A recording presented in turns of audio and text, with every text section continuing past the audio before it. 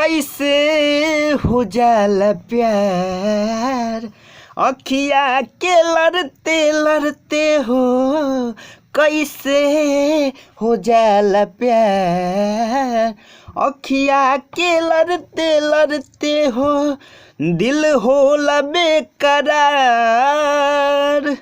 दिल होला बेकरार, अखिया के लड़ते लड़ते हो कैसे हो जाला प्यार, अखिया के लड़ते लड़ते हो।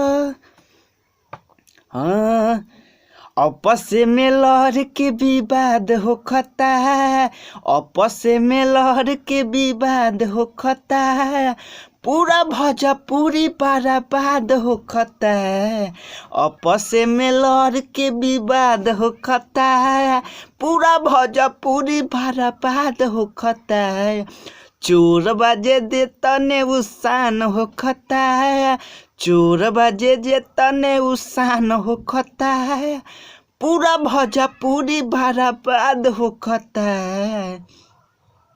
प्रणाम भैया, हम भोजपुरी गायक विजय व्यास रुगा लोग के हाथ जोड़ के प्रणाम करतनी। जे भी हमार भोजपुरिया श्रोता समाज बा, सभी भोजपुरिया श्रोता समाज के हाथ जोड़ के प्रणाम करतनी। भैया ये वीडियो अच्छा लागल हो तो प्लीज़ लाइक कमेंट और हमारे चैनल के सब्सक्राइब करब। जय हिंद भैया।